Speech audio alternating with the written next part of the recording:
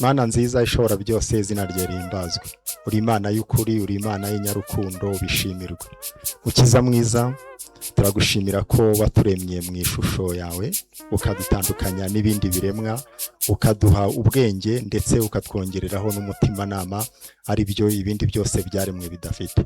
Mwami wacu rero, muri uyu mwanya twongeye gushyira amashimwe hejuru tuvuga ngo aleluya, amen. Turagushimira ko warinze abana bacu biza ahangaha, Mukiza mwiza, bakaba bongeye kugira mu mutima wabo igitekerezo cyo kugaruka ahangaha, bagira bati reka tujye gushimira Imana ibyo yadukoreye. Ijambo ryawe ritubwira ko mu bibaho byose tugomba guhora dushima. Turabashimira ko bongeye gutekereza mu rugo iwabo kugira ngo Mwami baze kuhashimira, kandi amashimwe yabo nayo arubaka twebwe abari ahangaha. Mwami wacu rero, uyu mwanya watugeneye umushyitsi mwiza cyane, watugeneye umubyeyi wacu Antoine Rutayisire wageze ahangaha kugira ngo watwigishe ijambo ry'Imana. Mbere ya byose tugushyize mu biganza byawe kugira ngo Mukiza mwiza umufashe muri uyu mwanya. Mukiza mwiza ube hafi ye, ijambo agiye kutwigisha ribe iridufasha ndetse rizadufasha mu buzima bwacu buri ahangaha imbere. Mukiza mwiza rero, ibyo tugusabye tuzi yuko ibyo tutagusabye tuzi yuko ubizi. Mukiza mwiza ubiduhera ubuntu mu izina ryawe, amen. Tubahaye ikaze. Haleluya, haleluya. Ndashima Imana cyane kuri uyu mugoroba ushobora guhagarara ahangaha ngo dufatanye ijambo ry'Imana kuri iyi ntego ivuga ngo kuko umwami Imana izantabara nicyo gituma ntamwara. Haleluya.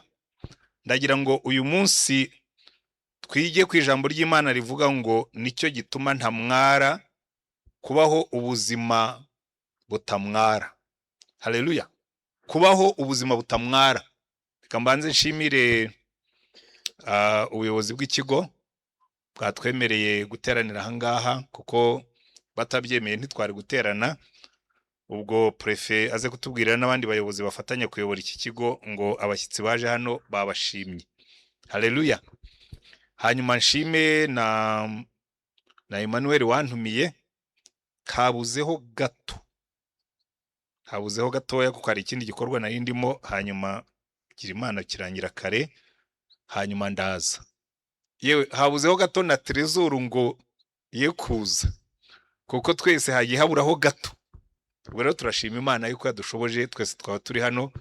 Ubwo wa musore washakaga kuza kuganiriza Trezor ukamubaza ikibazo kimwe, shatse yaba ugiye akamwegera hafi kugira ngo aze kumubaza ikibazo cye, ntaze kumucika ushingeho amaso gusa, ntagucike tu. Sibyo? Kuko buri hari iyo abantu barangije ujya gushaka ugasanga umuntu yagiye kera, umwegera kiri hafi ntagucike. So ubuzima butamwara. Haleluya. Reka mbanze nsoma ayo magambo aho iyo ntego iva muri Yesaya ibice 50 umurongo wa 7, aravuga ngo kuko umwami Imana izantabara nicyo gituma ntamwara, nicyo gitumye nkomera mu maso hanjye hakamera nk'urutare, kandi izi yuko ntazakorwa n'isoni. Unsindishiriza ari hafi, ninde uzamburanya? Ndashaka kugarukiriza aho ngaho, kuko buriya mu buzima bwacu bwa buri munsi nimwitegereza abantu benshi babaho ubuzima bugana mu kumwara. Hano baririmbye indirimbo, akenshi abantu iyo baririmba indirimbo baryoherwa n'indirimbo, ariko ntibatekereze ikiri inyuma y'iyo ndirimbo, icyabanjirije iyo ndirimbo, aho iyo ndirimbo yakomotse. Inkuru y'umusamariyakazi. Uriya mugore w'umusamariyakazi reka bariho mperaho kuko bamuririmbye, ariko ni igishushanyo cyiza cy'ubuzima bw'abantu benshi. Bibiliya yatubwira ngo uyu mugore yaje kuvoma, ibyo ari byose ntabwo yari yambaye ubusa, ibyo ari byose ntabwo yari yarwa, yaje wenyine ku manywa y'ihangu aje kuvoma, ariko asanga Yesu amutegereje ku iriba. Hanyuma amugeze iruhande aramubwira ngo ariko mada, wampa amazi yo kunywa? Ikintu cyatangaje uyu musamariyakazi ni ukubona Yesu w'umuyuda, kuko uburyo bambaraga bwari butandukanye n'uburyo bavugaga, ururimi rwari rutandukanye ariko barumvikanaga. Ni nk'abanyarwanda n'abarundi. Iyo abarundi bavuga turabumva, iyo tuvuga nabo baratwumva, ariko ushobora kumenya ko uyu muntu ari umurundi cyangwa se ari umuntu wo mu majaruguru. urabizi abantu ba ruguru za Musanze za Burera iyo bavuze ushobora kubimenya niyo yahisha. Hari abantu baba baramenye kuvuga neza ikinyarwanda akakimenyera ariko akaza kugera ku tuntu tumwe akavuga nuko ati bamuha miliyoni 2 ugahita umenya utubona uwo majaruguru tu. Rero n'abasamariya bavugaga washoboraga kumenya ko ari umusamariya cyangwa ari umuyuda. Uyu mugore w'umusamariyakazi abona Yesu yicaye ku iriba atangiye kumuvugisha aravuga ati ibi ntabwo bisanzwe. Uyu mugabo w'umuyuda aravugana nanjye w'umusamariyakazi ntabwo atuzi. Yesu aramubwira ati wampaye amazi yo kunywa. Ni nacyo kintu umugore yaherewe aramubwira ati ariko wibutse uriwe n'uwo ndiwe. Ni jewe uratinyuka ukabwira umugore w'umusamariyakazi ngo aguha amazi uri umuyuda. Yesu aramubwira ati ariko buriya iyo umenye ukuvugisha ni wewe wari kumusaba amazi. Umugore aramubwira ati kuko jewe nkwaye amazi yanjye amazi ntanga ntabwo wazongera kugira inyota. Umugore aramubwira ati mpayo mazi ne kuzagaruka hano kuvoma ku manywa y'ihangu. Kuko umuntu wazaga kuvoma ku manywa y'ihangu bagombaga kumenya akavuga ngo umugore utinyuka kuza kuvoma saa sita y'amanywa. Kuko umuntu wese wanyuze muri biriya bihugu byo mu burasirazuba bwo hagati, yewe nigeze kujya kuvuga ubutumwa muri Egiputa, saa sita y'amanywa abantu bose baba bari mu nzu, akenshi ndetse abenshi baba baryamye. Ndibuka ahantu nagiye kubwiriza pastori maze kwigisha abapastori nigishaga arambwira ati rero twaguteguriye igitanda ngo ujye gukora iki. Nimugoroba nari kubwiriza arambwira ati ujye kuruhuka njye kuryama. Jewe ngiye gusigara hano mu rusengero rusega ati reka hano nibihaba ati saa sita y'amanywa abantu bose bararyama bakaruhuka. Ndabona ntoya ndaza kwigisha nimugoroba reka. Arambwira ati izuba rirakwica. Ndabona ntabwo rinyica. Ariko icyo mbabwira uyu mugore we yaraje kuvoma saa sita y'amanywa. Yesu agomba kuba yaramuriye akavuga ati uyu mugore afite ikibazo. Aramubwira ati madame kugira ngo nkemure ikibazo cyawe genda unzanire umugabo wawe ubuzima bukoze isoni. Umugore aramubwira ati buriya hari ibintu mutumva. Icyatangaje uriya mugore nuko yarabimenye ko Yesu yamutahuye. Aramubwira ati rega ati nta mugabo jewe mfite. Aramubwira tuvuze ukuri wagize abagabo 5 none byaranze uragenda wipangira inzu ufite undi mugabo kandi we si n'uwawe. Muzi bene abo bagore bafite ahantu yipangiye akajya atwara abagore b'abandi abagabo akajya atwara abagabo b'abandi. Umugore yaripangiye yatwaye umugabo w'undi mugore. Hanyuma Yesu arakomeza aramuganiriza ntiyamusuzugura. Ikintu cyatumye uriya musamariyakazi agenda akavuga ati yewe nahuye na Mesiya. Ni ikintu kidasanzwe guhura na Mesiya kuko yarari mu buzima bukojeje isoni. Yarari mu buzima nawe ubwe yigayaga. Yarari mu buzima nawe ubwe yiyangaga. Yarari mu buzima nawe ubwe yumvaga bukojeje isoni. Iyo tuvuga ngo ubuzima kuba ubuzima butamwara, Bibiliya iratubwira ngo hari ubuzima uzabaho uko byagenda kose buzagutera kumwara. Hano harimo abakobwa uzibeshye usambane utwarinda ikimwaro kizaba cyakujeho. Niyo wagenda ukayikuramo ikimwaro kiragukurikira. Nigeze kujya kubwiriza muri Ghana, twajyaga tugenda ahantu henshi muri Afurika ibihugu byinshi nabigiyemo kubwiriza ubutumwa. Haza umukecuru w'imyaka 60 arambwira ati genda umudiyakoni mu itorero ariko mfite ikintu cyanyomyeho cyangumyeho iteka ryose numva kincira urubanza. Amaraso ya Yesu ashobora kugicecekesha. Ko nari nabigishe ku ijambo rivuga ngo amaraso ya Yesu acecekesha amajwi yose. Haleluya. Amaraso ya Yesu ibyaha waba warakoze byose arabicecekesha. Turicara arambwira ati mfite imyaka 19. Papa ni pastori. Nanjye ndi umudiyakoni mu itorero. Papa yari pastori. Icyo gihe mfite imyaka 19, pastori uzwi cyane. Hanyuma ntwarinda. Abantu barambwira ati rero iyi nda watwaye izagukoza isoni. Izakoza isoni so. Ndimo ndabigisha ubuzima butamwara, ubuzima butamwara. Nicyo gituma ntazakorwa n'isoni. Niko ari amagambo avuga. Arambwira ati barambwira tujya ahantu inda bayikuramo. Atari ko jewe nasanze byari kurutwa nuko uwo mwana mutwita nka mubyara ati kuko icyavuyemo iteka ryose ndicara. natangira gusenga nahumiriza kibuka umunsi nakuyemo inda kandi afite imyaka 60 yaranarongowe yaranabyaye afite abana so kuvuga ngo byamugizeho ingaruka nta nubizi ko byabaye nta nujya bivuga ariko umutima we arambwira ati iteka ryose numva ijwi rimbwira ngo ntabwo uzajya mu ijuru ibyo ukora byose wakuyemo inda wishe umwana Imana ishobora kumbabarira ndamubwira numva rero kumbwire madamu iby'Imana yavuze n'ibyikora Imana iravuga ngo amaraso ya Yesu atwezaho ibyaha byose ahubwo wowe Imana yarakubabariye ariko wananiwe kwibabarira izo soni ufite si Imana igucira urubanza izo soni ufite niwe wicira urubanza abantu benshi bagenda bafite ubuzima bumwaye kubera ibyaha bakora kuko na Bibiliya irabivuga ikavuga ngo ibyaha bikoze isoni amahanga yose ngo ariko gukiranuka gushyira ubwoko hejuru Imigani 14:34 niba ushaka kuzagira ubuzima bufite umurongo niba ushaka kuzagira ubuzima bufite gahunda niba ushaka kuzagira ubuzima butazakorwa n'isoni va mu byaha erega mbabwire gukorwa n'isoni nabaye umunyeshuri nabaye umwarimu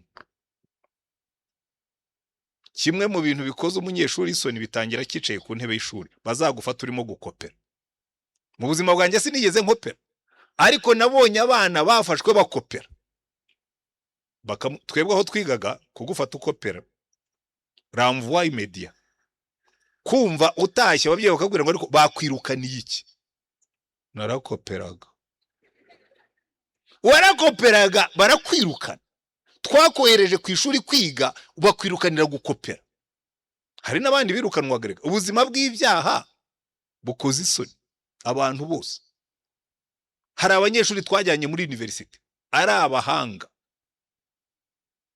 abahanga ariko kubera kurangara no kunywa no gusinda umwaka ukarangira ugasanga amanota yabaye make hanze byagenze bite naratsinzwe watsinzwe ute nagiye kunywa Bibiliya ikatubwira ngo ubuzima bw'ibyaha erega nuno munsi nimwitegereza no mu bantu bakuru nkatwe umuntu w'umusaza nkanjye reka ariko ibyo ne kubivuga ko nyambibona bikankoza isoni bikanambabaza kabona umuntu w'umusaza nkanjye yanyoye yasinze hanyuma akinyarira kabona ipantaro zatose umuntu ungana nkanjye yambaye ikote yambaye na karavati ubuzima bw'icyaha bukoze isoni hari n'ibindi byinshi bakora abanyabyaha bakora ibyaha rero uyu nguyu yaranditse aravuga ngo kuko umwami Imana izantabara nicyo gituma ntamwara kubaho ubuzima butamwara kuko twebwe reka mbere ikinzira igana mu buzima butamwara ubuzima butamwara ni ubuzima bufite aho bugana nahoze mbibabwira kare Bibiliya iratubwira ngo twebwe impamvu mubona abantu babaho ubuzima bumwara nuko baba baravuye muri gahunda y'Imana ubundi mu Kigiriki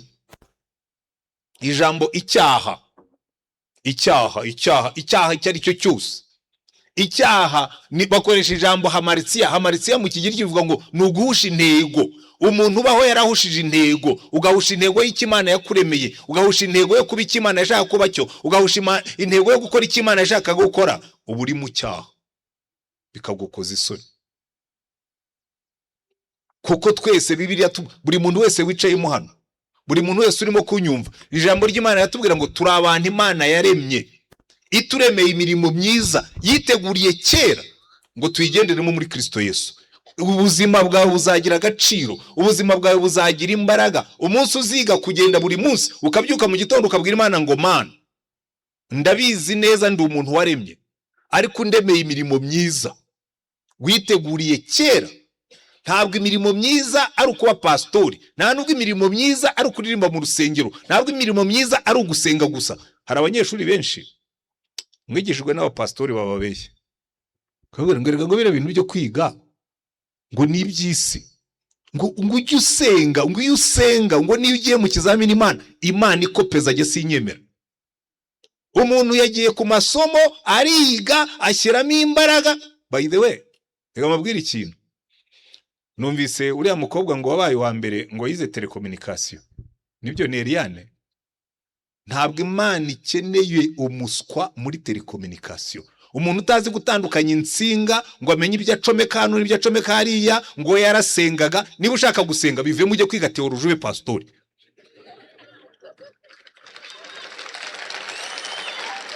Ariko umuntu aricaye abandi igihe barimo kwiga ngo yagiye gusenga, igihe abandi barimo kwiga ngo yagiye gusenga. Ndenda kukubwiza ukuri, umupastori wakubwiye ko Imana izagukopeza nta nyungu na nkeya ifite yo kugira umuntu utazi ibyo yize, uzabona diploma atazi ibyo akora, bamushyira mu kazi akabakoza isoni, kuko no kudakora neza akazi kawe bivamo ubuzima bukoze isoni.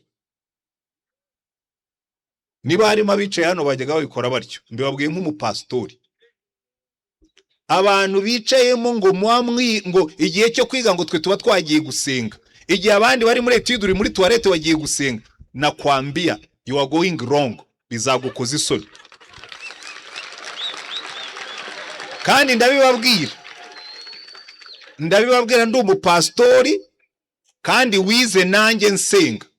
Niga sogonderi twe twize mu seminari gusenga byari itegeko. Muri universite nize muri universite nta mategeko ahari, twarabiretse byose. Ariko nyuma nakoze masters nsenga nanabwiriza n'ubutumwa, ku buryo umwe mu barimu bacu yigeze kumpamagara wari udushinzwe, arambwira ati ariko bambwiye yuko ngo wirirwa uvuga ubutumwa, kandi hari mu Bwongereza. Arambwira ati bambwiye ko ngugendana n'abana b'Abongereza ngo mwagiye kuvuga ubutumwa. Ndabwira nego ngenda maze kwiga. Niba waragennye no gusenga banza wige, kuko uza hano ababyeyi bawe batanga school fees bazitanze nguze hano kwiga, ntabwo bazitanze nguze hano gusenga. Otherwise ibyo bintu byawe byo gusenga mu gihe cyo kwiga bizavamo ubuzima bugukoza isoni.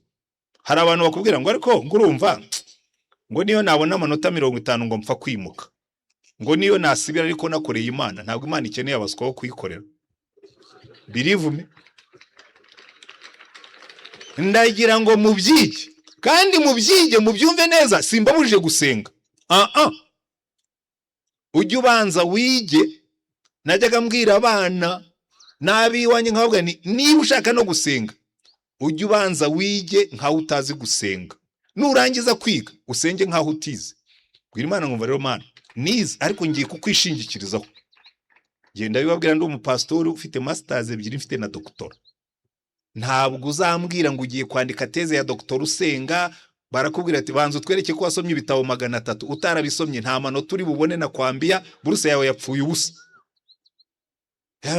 Ngo rero ngo hari ukuntu ngo ugira gutya ngo Imana ikakwereka amaforumire. Hari ibintu bitagira amaforumire bisaba kubyiga ukabimenya, kandi nibyo by'amaforumire iyo Mana ikopeza yaba ari injuste. Umuntu yaraye ijoro yiga, wowe urara ngusenga urangirira gukopeza. Ariko nimumwire Imana izakwigisha no gufata turnovise, izayigufatira ko hano muri technical school ubwo hagomba kuba harimo n'ibintu by'amaturnovisi n'ibindi nk'ibyo ngibyo. Harya Imana izafata umwiko, nabonye hari ibintu mwubatse fate n'inyundo, ntuzi gutera umusumari, ntuzi gukubita inyundo ngo warasengaga, wabivuyemo ukajya kwigira mu seminari cyangwa muri teoloji. Ariko icyo mbabwira niki, ubuzima bukoze isoni. Turabana Imana yaremye ituremeye imirimo myiza. Ibyo uzashyiraho ikiganza kubikora byose jya ubikora ku buryo biguhesha umunezero, bikaguhesha ishema, bigahesha Imana icyubahiro. Senga wiga, wige usenga, hanyuma nukora ikizamini ubwira Imana ngo Mana urabizi narize ibi bintu nabisubiyemo, ushyire ubwenge muri iki kiganza cyanjye. Numvise bambwira ngo ejo ngo muzakora ngo ibizamini bya pratique, reka mbarangira ibanga rya pratique we. Muzi muri Bibiliya igihe Mose yubakaga ihema ry'ibonaniro, Imana yaramubwiye ngo natoranije umuntu witwa Besaleli mwene Uriyahuri ngo mushyiramo umwuka w'ubwenge n'ubuhanga bwo gukata no kudoda no guteranya. Mujye musengera uwo mwuka wa Besaleli, ubwira Imana ngo Mana mu mwuka wa Besaleli icyo nzakoraho cyose kijye kigaragara gikoze neza, ne kuzakorwa n'isoni. Haleluya. Kubera ko iyo tuvuze ngo ubuzima bukoze isoni, ikintu ukoze iyo butagukoze isoni bugomba kuguhesha ishema, iyo butagukoze isoni bugomba kuguhesha umunezero. Mugomba gusengera n'ibiganza byanyu kuvuga ngo Mana give me a gifted hand, icyo nzajya nkoraho cyose. Yosefu yabaye kwa Potifari ashinzwe gucugusa amasafuriya. Hari abantu biga hospitality, Yosefu yakoraga mu masafuriya, ajya mu masafuriya acugusa amasafuriya kwa Potifari. Potifari yarya akavuga ngo madam ibiryo byatetswe nande bati si cya gihungu uherutse kugura ku isoko atari urumva ukuntu iyo gikoze ku isafuriya ibiryo byose bihita bimera neza. Amuha promotion, amushinga iby'urugo rwe byose, kandi ngo nabyo agiye kubicunga, acunga imirima, acunga inka, acunga ibintu byose, ngo ibyo kwa Potifari byose bihabwa umugisha kuko yari afite ikiganza cy'Uwiteka. Haleluya. Imirimo myiza, nimugendere mu mirimo myiza, mwige gusenga, mwige kubwira Imana ngo Mana nishyize ku gicaniro cyawe, ngiye kwiga ariko wongera ubwenge bwanjye, ngiye gukora ibi bintu ariko uyobora ikiganza cyanjye kugira ngo ibyo ndimo gukora ne kuzakorwa n'isoni. Haleluya. Ubu nibwo buryo tugomba kwiga gutekereza. Amen.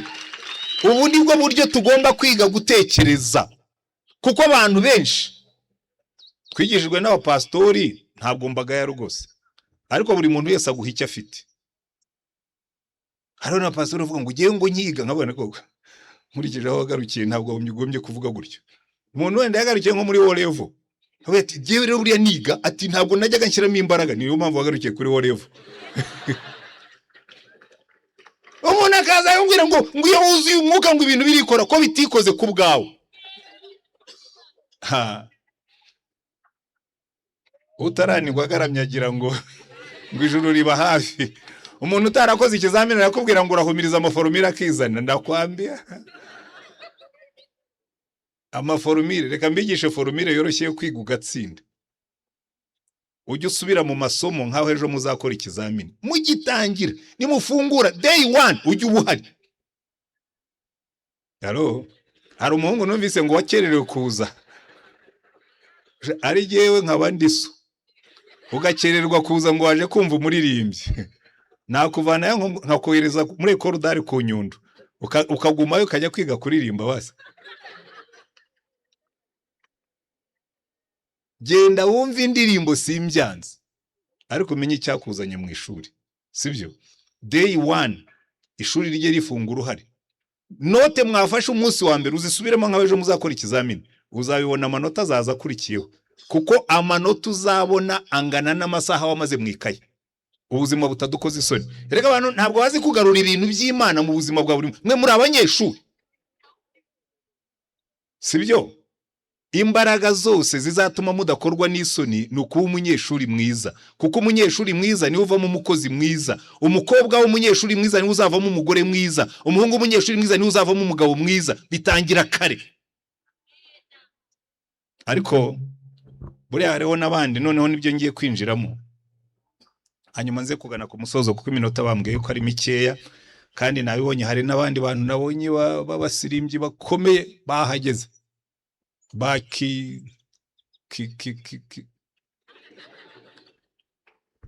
Ubundi Bibiliya tubwira ngo buriya mu buzima bw'abantu habaho ubwoko bubiri bw'abantu, hari abantu bagengwa n'Imana, hari n'abantu bagengwa na Satani. Bibiliya tubwira ngo abantu bose muzabona bakorwa n'isoni ngo ni abantu Satani yahumye amaso ngo batamurikirwa n'ubutumwa bwiza.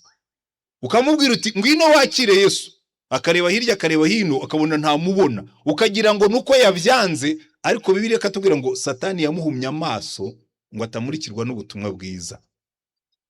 Haleluya. Mu Bakorinto ba 2 igice cya 4 nuko Paulo avuga ngo abo muzabona batakira ubutumwa bwiza nuko basengera cyane, kuko Satani yabahumye amaso ngo batamurikirwa n'umutumwa bwiza. Ahandi bakatubwira muri Timoteyo wa 2 kandi bari abantu mubona ngo ni abantu Satani yafashe mpiri. Iyo bavuga ngo umuntu bamufashe mpiri, icyeri iyo bafataga umuntu mpiri akamugira imfungo, bakuzirikaga amaboko n'amaguru. Abantu Satani yafashe mpiri ngo abahuma amaso, arangije ngo abahuma ubwenge. Niyo mpamvu tubwiriza ubutumwa ngo abantu bahumuke. Paulo yabwiye umwami Agripa, aramubwira ngo jewe umwami Yesu ampamagara, yarambwiye ngo ningende mbwiriza abantu ubutumwa bwiza, bave mu bwami bw'umwijima baze mu bwami bw'umucyo, bave mu bwami bwa Satani baze mu bwami bw'Imana. Haleluya. Uyu mugoroba ndenda kukubwira, niba wicayemo hano utari wakira Yesu nk'umucunguzi n'umwami, uri mu bwami bwa Satani, nubwo utarabona umwanya wo kumukorera.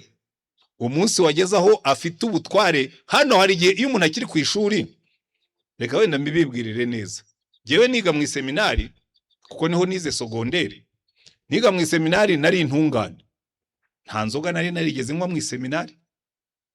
Niyo nabaga ndi muri vacances nitwaraga nk'umuseminari mwiza kuko nari nzi ko ndi umuseminari, ariko tuvuye mu seminari tugiye muri university usanga freedom ni full. Umuntu amwiza ashaka akabyina igihe ashakiye, agatahira igihe ashakiye, agakora ibyo ashatse byose, akajagari karaza. Ni uwari kumbona niga mu seminari ntiyari kumenya ko nshobora kuzavamo umuntu, ntabwo nigeze mba umusinzi ariko ntiyari kumenya ko nzavamo umuntu unywa inzoga karara muri soirée akageza mu gitondo, kuko ntabwo nari nagize mbikora.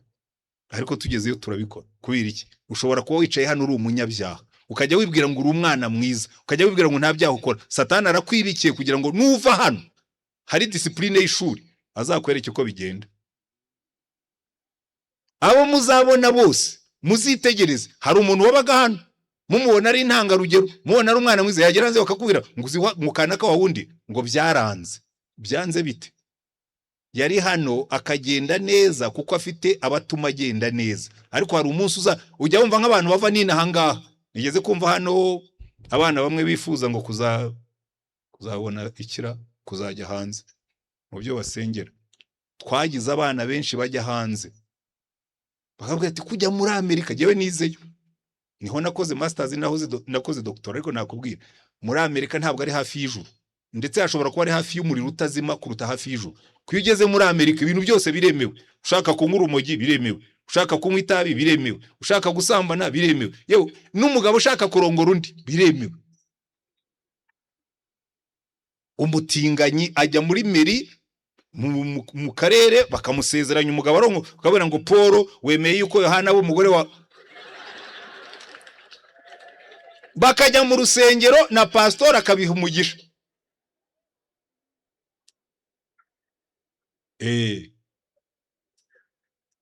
Ariko icyo ndimo kubabwira, hari abana benshi bavuye ino bajyayo bumva bagiye mu mugisha bagaruka ari ibisenzegere.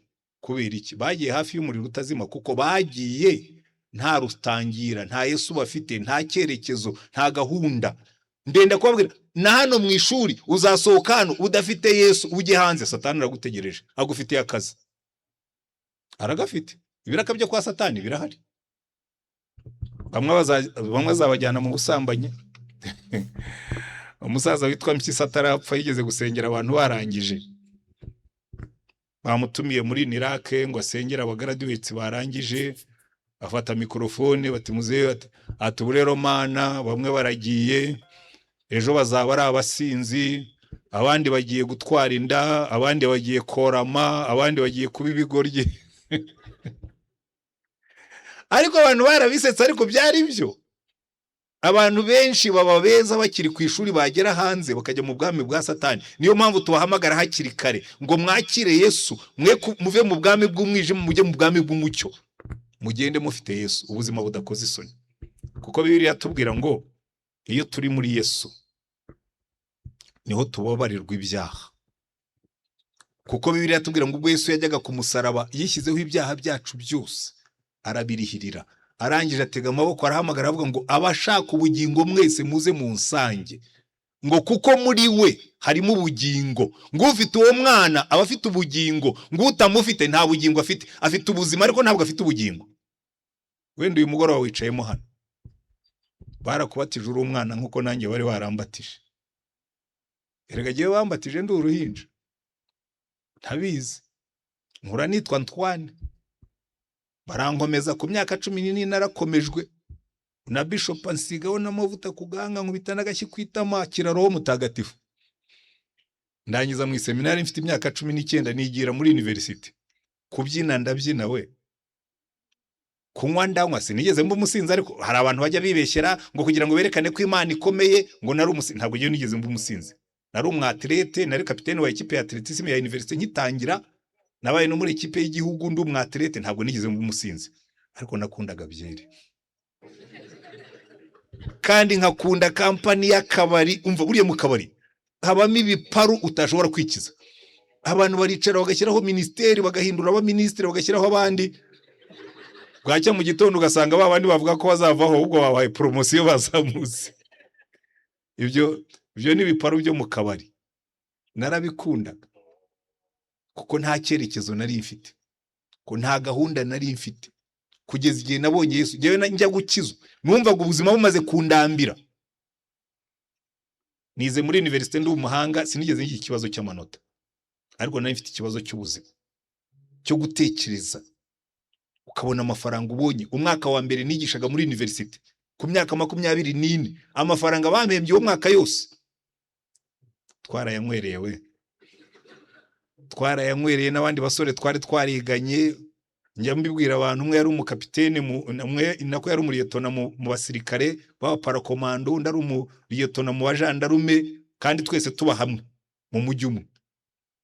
Tukicara amafaranga ngo yari umusogongero w'ubuzima bwiza. Amezi 12 y'umusogongero w'ubuzima bwiza. Umwaka urarangira nsogongera ubuzima bwiza.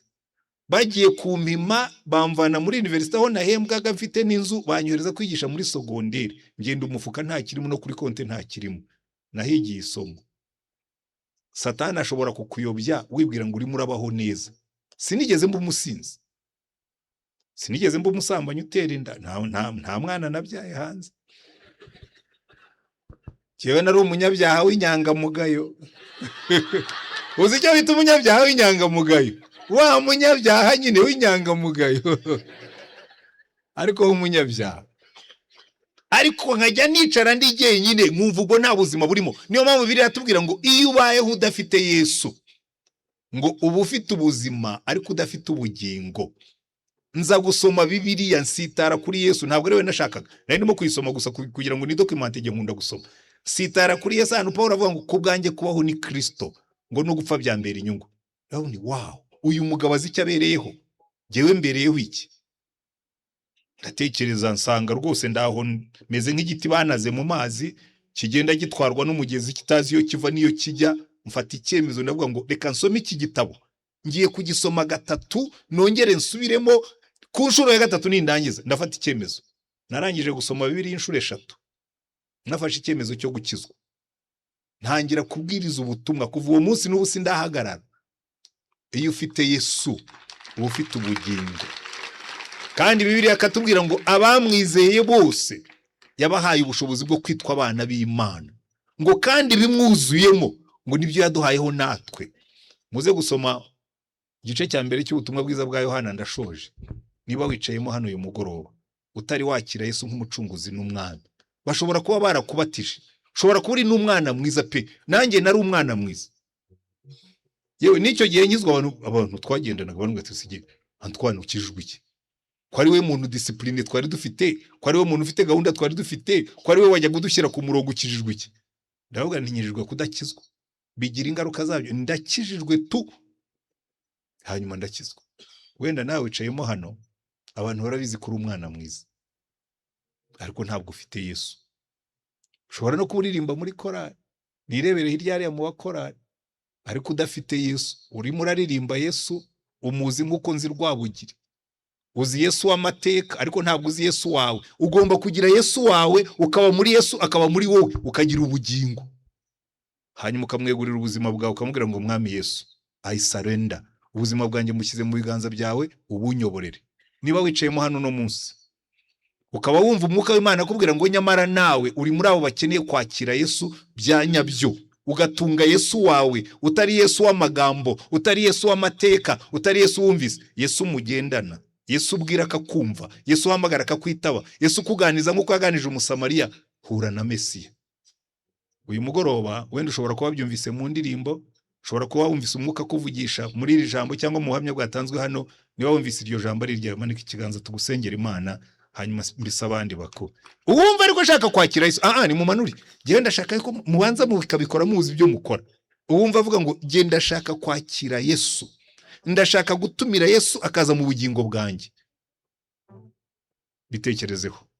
Jewe ntabwo nkeneye ko muzamura ibiganza byo kunezeza, ahubwo witekerezeho uvuge ngo ariko uriya mugabo aratubwiye ngo yabayeho adafite Yesu. Kandi je ndi muto nifuzaga kuba padiri. Iyo myaka yose nize mu seminari numvaga ndi convinced ko nshaka kuba padiri. Harwo nyibwira abantu ubumba narabaye padiri wa bwoko ki udafite Yesu. Nari kujya muvuga nko ku muntu yigisha histoire, nshobora kubigisha inkuru nshobora kubigisha histoire y'u Rwanda na literature y'ikinyarwanda nayo narayize, n'iy'icyongereza narayize, nshobora kubikwigisha, ariko ntabwo abo bavugamo simbazi. Nshobora kukubwira inkuru za Rwabugiri n'ubutwari bwe, ariko ntabwo bingira intwari ngo nuko nzi Rwabugiri. Ariko Yesu biratandukanye, ufite Yesu aba afite ubugingo, kandi si ikibazo cy'idini. Nge nakijwe ndi umukatolike, ndakomeza mba umukatolike, navuyemo ngiye kurongora kuko byari byanze guhura, ariko ubundi jewe nari umukatolike. Niba wicayemo hano uri n'umukatolike uvuga uti jewe ndi umukatolike, ibyo gukizwa n'ibyo abaprotestani kada, Yesu ni uwa twese. Udafite Yesu, akira Yesu uyu munsi, wige kumwumvira nk'umucunguzi wawe n'umwami wawe, aguha ubugingo. Noneho ngira ngo mwabisobanukiwe, uzamura ikiganza aho urubwire Yesu ngo mwami Yesu, this is my day, nanjye ndagushaka. Turagushimye mwami wacu Yesu Kristo. Ibiganza byose bizamutse hano nibyo abantu bakubwira ngo barifuza ko winjira mu buzima bwabo. Wowe uzi aho buri wese ahagaze, uzi uko agendana nawe, uzi uko ahagararanye nawe, uzi kwizera ko aho kugarukiye. Icyo mbasabiye ni kimwe, reka imbaraga z'umwuka wawe wera zimanukire kuri iki kigo.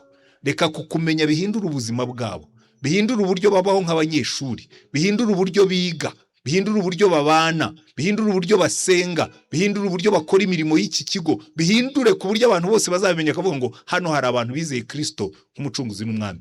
Reka imbaraga z'umwuka zimanukire kubikora, ko aratubwiye ngo umwuka wera naza ngo niwe uzemeza abantu iby'ibyaha n'iby'urubanza n'ibyo gukiranuka, kandi waratubwiye ngo umwuka wera naza ngo niwe uzenda ku byawe byose akabitubwira. Waratubwiye ngo umwuka wera naza niwe uzadusobanurira. Waratubwiye ngo umwuka wera naza niwe uzaduha imbaraga ngo tukaba abagabo kuguhamya. Reka imbaraga zawe zimanukira aha hantu. Iki kigo Mana ndagisengeye kubona aba bana bicaye igihe cyose kingana gitya, bakumva indirimbo, bakaririmba, bakumva ubutumwa. Reka imbaraga zawe zimanukira aha ngaha, uhindura ubuzima bwabo, kandi mu gihe kiri imbere tuzababone bashayininga, barabagirana, babaho bahesha izina ryawe icyubahiro, bari mu mirimo myiza itabakoze isoni, ahubwo ibahesha umunezero, ikabahesha ishema, bahesha izina ryawe icyubahiro. Mbavuzeho umugisha, ubaho umugisha, bavuzeho umugisha, ubongerera umugisha, bavuzeho umugisha, bahore mu mugisha wawe, mu izina ryawe mwami wacu Yesu Kristo, amen. Imana ibahe umugisha.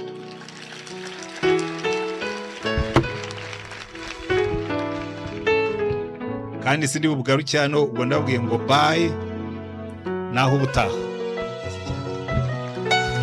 Twongeye